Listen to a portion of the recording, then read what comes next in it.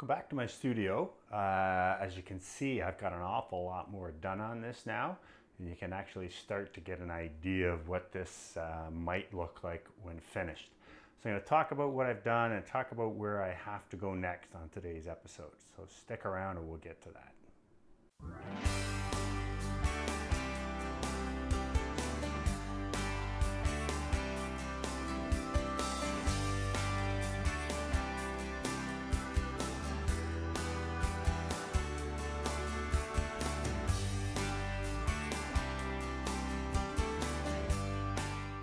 So I've painted, I was up at 5 o'clock this morning. I've been painting for about 8 hours because I've got to go golfing this afternoon. So I really wanted to get a marathon day of painting in because this piece is taking me a really long time.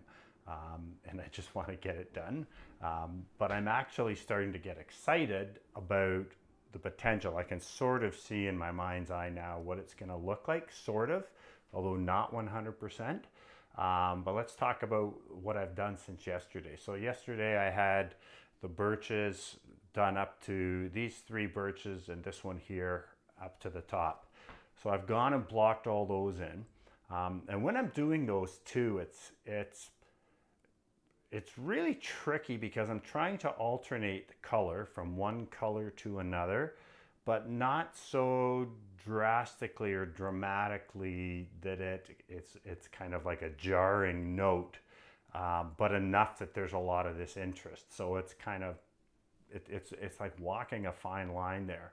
And then the same thing has happened with these darker trees. Again, putting them in with a lot of different color, but the basic thing that happens is within each shape there's a gradation from a warmer tone to a cooler tone, and I'm doing it a lot with complements as well.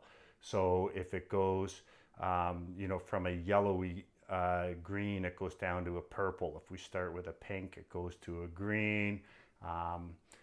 If we start with an orangey red, it goes up to kind of a bluey green, and that alternating between complements within each shape, and then also having it go a little bit lighter and also with the complements a little warmer on the side towards the sun and at the corner of the shape, and a little cooler at the other end, and that seems to be working really well.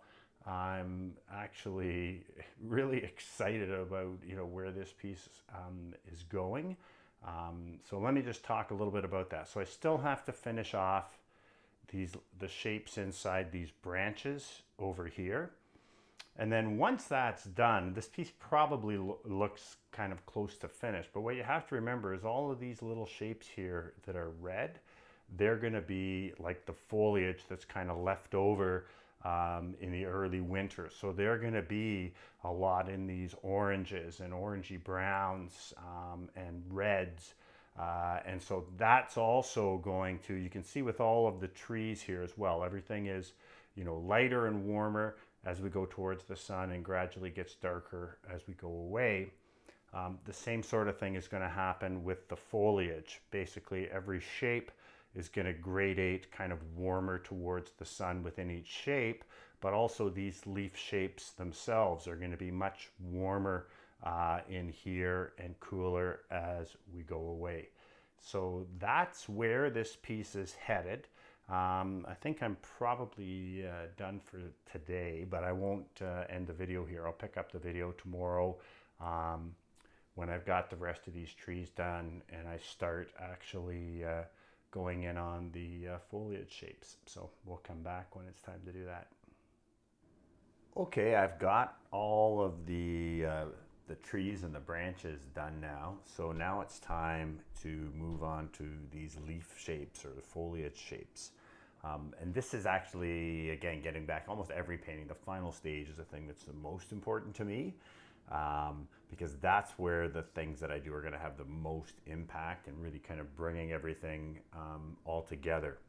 Now I thought this is also a really good opportunity for me to talk about, I've talked about the theory of relativity in terms of painting, and that everything that we do on the canvas impacts how our eye sees everything else. So right now, I would say this composition is very balanced and is working. We have our area of center of interest here. We've got a lot of other areas of interest, a lot of areas of movement, but everything is kind of guiding the eye towards this area, but a lot of opportunities for the eye to move around the canvas.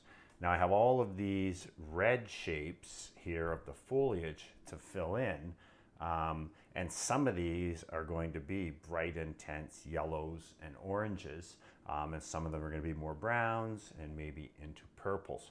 But what I thought I would do is I'm going to try to pick a shape that's a little further away from the center of interest. And just by painting that shape, I want you to notice how that really impacts how your eye travels through the painting.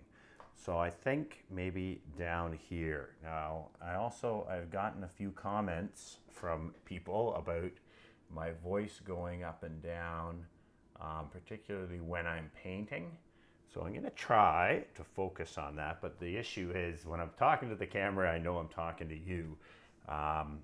When I'm painting and talking, I'm kind of talking to myself, and it just feels really weird to talk to myself in a full, deep voice, but I will try to get used to doing that. The other issue with the sound, sometimes I've realized, is that I've either forget to plug the mic in. So I have a lavalier mic that I have attached to the iPhone, but sometimes when you'll hear the sound change dramatically, it's either that I've forgotten to plug the other end into the iPhone, I've forgotten to put the lav mic on, or I've plugged it into the iPhone, but I haven't plugged it all the way in, so it's not getting the sound. So again, I apologize for that when it happens. And I'd like to say it's never going to happen again, but I know it is. Again, for me, I actually enjoy doing these videos, and I'm happy to share my knowledge. But at the end of the day, the number one most important thing for me is actually the painting. So that always is my number one focus. So sometimes I'm going to slip up a little bit on the video. And so if I do, just bear with me. But I know I notice it when I'm editing, but I'm not going to go in and reshoot a whole video. And often if it's when I'm painting, I can't reshoot it anyways. So just bear with me when that happens. But yes, I realize that I've done it when I notice the difference when I'm doing the editing. Okay, getting back to this here. So you can see I'm doing that gradation, the same sort of deal that we have going on all over the rest of the painting, whereas any shape moves towards the sun, it gets warmer and lighter, and as it moves away from the sun, it gets cooler and darker. Now this is not going to be fully resolved because I'm trying to stay out of your way so that you can see what I'm doing. I'm also just working here with the kind of remnants of the squeezed out paint for the last few days. I'm actually going to squeeze out a whole pile of new paint in the oranges, reds, mauves, etc. To do the rest of these, but I thought this was a really good way to finish off this video. I found my voice going down low again. Again, it's very difficult to talk to yourself in a full voice. As I said, when I'm actually looking at the camera, it's easy to remember that I'm talking to you, and that has to go through the mic. But when I'm just painting, and also all of my focus then is not on the talking but on the painting, that's when my voice tends to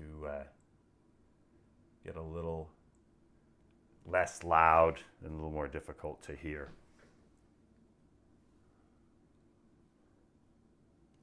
Okay, so I hope you already are starting to see that because this is such a dramatically different color in this area of the painting, it's basically the complement to all of these cools. All of a sudden that area is really pulling your eye, and it's actually kind of disrupted the unity of the painting now. because we've got the other thing that can cause disunity is competing areas of interest, and also the fact that this doesn't appear anywhere else in any of these leaf shapes. And so again, I'm going to stop the video here because I actually, when I start doing these leaf shapes, it's going to require 100% of my focus as I'm choosing colors, and I'm not going to be able to speak at the same time. This shape here may in fact stay that color or may change. I don't know, but I did want to do this just to demonstrate to you that whole idea of relativity. So it's not only does this change the way your eye moves, but this changes how bright and intense this yellow appears to us. Because when this was the only bright and intense yellow on the painting, it really drew our eye and looked incredibly bright and intense. Now that this intense yellow appears over here, it actually minimizes the degree to which this calls out to our eye. So this entire kind of finishing off the painting of putting the colors in these leaf shapes is going to be a continual kind of push and pull with, pulling some of the attention back away from the center, but also making sure that there's enough interest at the center that's still the loudest one. If you think of composition, all of the parts in the painting are like an orchestra, and they're all playing. There can be, many, many instruments playing, but they're all playing in support of either the one common theme, or if you think in terms, if you have a live orchestra playing and you have someone singing, right? Everything is kind of supporting the singer. You don't want the drummer to go off on a drum solo in the middle of the vocalist performance because they're competing. So everything has to kind of work towards the main goal, which is this center of interest. But at the same time, we want to call a person's eye out and move it back, move it all around the painting, but always returning to the main center of interest. So I hope you have found this video helpful. If you have, give me a thumbs up. If you haven't already, please subscribe. Welcome your comments and questions. And don't forget to spread the word to your other friends and artists. I'm Tim Packer, and I thank you for your time.